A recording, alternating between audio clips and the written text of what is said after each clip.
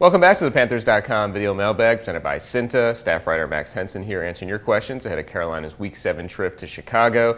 We've got our first question from Clint Brooks, who asks, what Cam Newton will we see in Chicago, the one in Weeks 4 and 5, or the one against the Eagles? Well, I think the one against the Eagles wasn't all that bad. If kind of that's what you're alluding to here. Obviously, he was tremendous against the Patriots and Lions in those two big road victories, and then coming back home against the Eagles, the Panthers suffered a tough loss in prime time.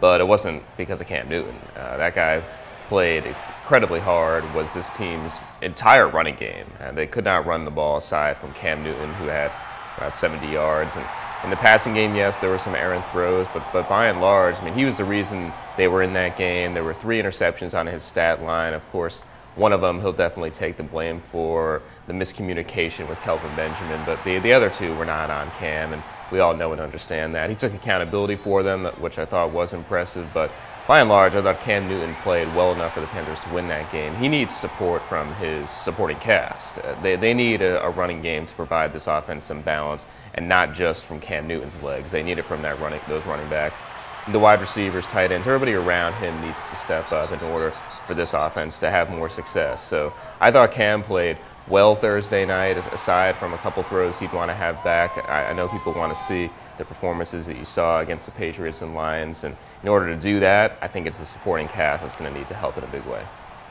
We've got our next question from Eric Harper, who says, in your opinion, how much of a difference will Ryan Khalil make on that offense as a whole? Huge. Ryan Khalil is such a big part of this team, of this offense, and not having him has hurt. He's been missed, and there's no doubt about it. You give a lot of credit to Tyler Larson for stepping up the way he has and trying to fill those big shoes, but he's not a 5-time Pro Bowler, as Ron Rivera said during the week. It's hard to replace guys who are at that kind of level, and Ryan Khalil is one of the top centers in the NFL. So not having him, of course, was going to impact things along that offensive line and really this entire offense. He's a guy that does all the IDing and the communicating up front.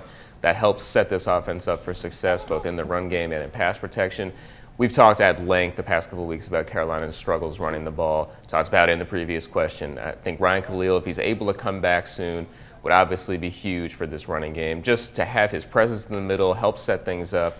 But it's not just him, of course. This is not just the center position that's affected things. That entire unit up front, getting a consistent push, allowing those running backs to have some room to run before they meet contact.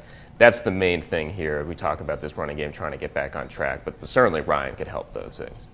We got our last question from Andrew Nordmeyer, who asks, how do you slow down Jordan Howard, and are you going to get some deep dish while in Chi-Town? Well, first off, Jordan Howard is a really, really good player. Obviously, the Panthers know that they've got a tough task in slowing him down. One of the best running backs in the league. The Bears are going to feed him constantly. That's really the key to their offense, is getting that guy carries and leaning on him. So the Panthers know that. How do you slow him down? I thought it was interesting that Ron Rivera said Julius Peppers spoke to the defense this week about facing Jordan Howard when he was a member of the Packers. And obviously, the key to slowing any running back like this down is you've got to get multiple people to him and quickly. I mean, the Panthers have to swarm to the ball, can't arm tackle this guy. He's a load to bring down. He's got to have good form tackling and make sure everybody's assignment sound and flow to the football. Attack in numbers to make sure you're keeping him from ruining the game for you if you're Panthers defense. The next part of your question, Deep Dish Pizza, I have to say, put a plug in here to our Panthers podcast.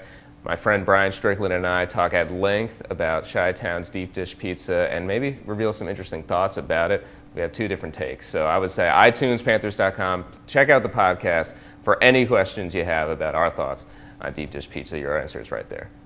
Thanks for the question this week, everybody. We'll do it again next time right here on Panthers.com.